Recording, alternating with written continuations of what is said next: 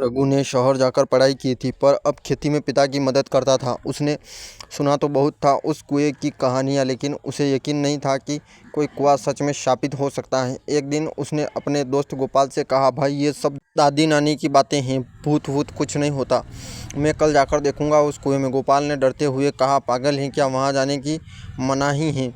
पिछले साल भी तो हरिया गायब हुआ था वहाँ। लेकिन रघु हंसा, गायब हो सकता है, कहीं चला गया हो, सब अंधविश्वास है। अध्याय 2 पुरानी कथा की परछाई। उस रात रघु की माँ ने उसे पुरानी कथा सुनाई।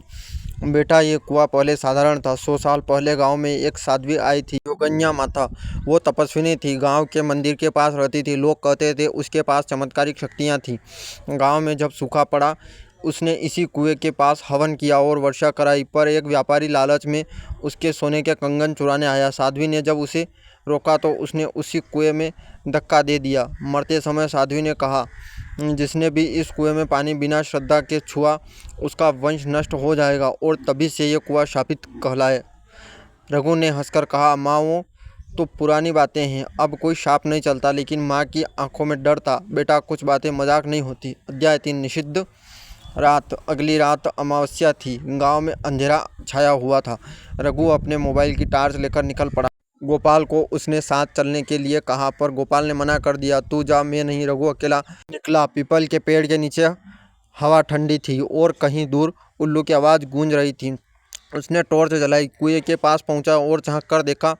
पानी बिल्कुल शांत था। वो मुस्कुराया, देखा कुछ नहीं है यहाँ। लेकिन तभी उसके पीछे से धीमी सी आवाज़ से कहा, रघु। वो पलटा, कोई नहीं। सन्नाटा। फिर आवाज़ आई, पानी दो। उसका शरीर कांप गया। वो पीछे हटने ही वाला था कि अचानक उसका पैर फिसला और वो कुएं के किनारे से लुढ़क गया। सौभाग्य से उसने लोहे की जंजीर पकड़ ली, वरना वो नीचे गिर जाता। वो किसी तरह भागकर घर पहुंचा। उसका चेहरा पीला था, सांस तेज। क्या हुआ, माँ ने पूछा।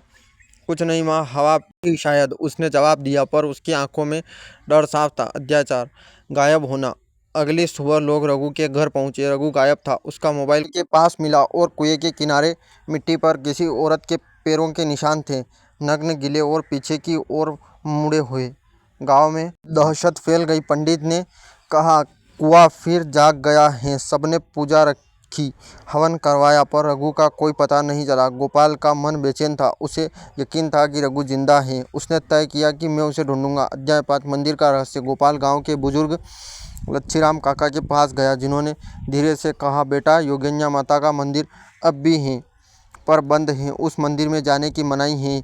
वहाँ वो साध्वी की आत्मा बंद है। गोपाल ने पूछा, कौन बंद रखता है उसे? काका बोले, गांव के 5 परिवारों ने मिलकर उसकी मूर्ति पर ताला लगाया था।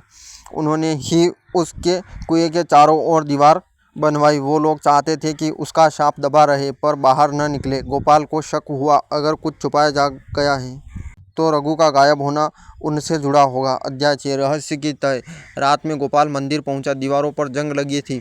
वो ताला तोड़कर अंदर गया। मंदिर में हल्की सी अगरबत्ती की खुशबू थी। मूर्ति पर कपड़ा पड़ा था। उसने कपड़ा हटाया। मूर्ति टूटी हुई थी और नीचे एक पुराना लकड़ी का संदूक रखा था। संदूक खोला तो उसमें काले धागे से बंधी एक डायरी थी। डायरी पर लिखा था, योगिन्या देवी की वाणी। उसने पढ़ना शुरू किया, जो कुएं के पास सोने की लालच में जाएगा, उसका मन जल जाएगा। जो निर्दोष की आत्मा को तड़पाएगा, वो शाप का भागी होगा। 5 परिवारों ने मेरा अपमान किया, मैं 5 पीढ़ियों तक उनका वंश मिटाऊंगी। गोपाल ने कांपते हुए पढ़ा।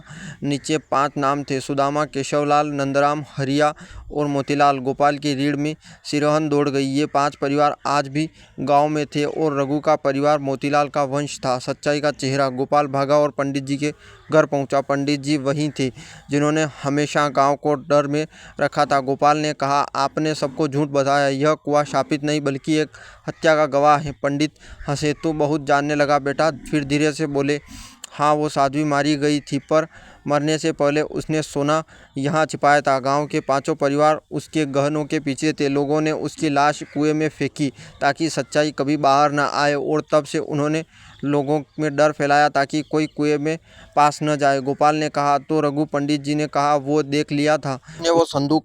हम नहीं चाहते थे कोई सच जाने। वो अब कभी नहीं मिलेगा। अध्याय 8 अंतिम रात। गोपाल अब रुकने वाला नहीं था। वो गांव के चौक पहुंचा और सबको बुलाया, सुनो सब, ये कुआं शापित नहीं, ये हमारे पापों की कब्र है। लोग सन्न थे। वे डायरी सबको दिखाए आवे योगेंद्र माता की नहीं बल्कि इंसान की बनाई कहानी है। पर तभी हवा तेज चली, पीपल का पेड़ जोर से हिला, कुएं में गूंज आई, गोपाल सच बोलने की कीमत चुकानी पड़ती है।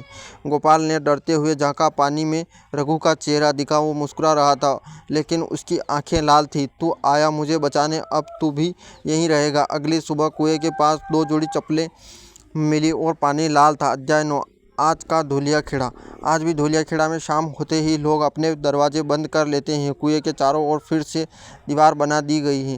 कहते हैं रात के वक्त वो साए उस कुएं के पास बैठे बातें करते हैं, एक रघु का और एक गोपाल का। कभी कभी हवा में गुस्साहट गूंजती है। सच दबाया जा सकता है, मिटाया नहीं जा सकता। गाँव के बुजुर्ग अब भी बच्चों को डराते हैं, पर अब लोग समझते हैं डर असल में आत्माओं से नहीं, इंसानों के अपराधों से जन्म लेता है। अंतिम विचार। शापित कुएं का रहस्य कोई साधारण कहानी नहीं, ये उस समाज की थी जहां झूठ और लालच ने सच्चाई को दफना दिया और पीढ़ियों तक लोग शाप कहकर अपने पापों को ढकते रहे। सच का चेहरा भले देर से सामने आए, पर जब भी आता है किसी न किसी रघु या गोपाल की कुर्बानी लेकर आता है।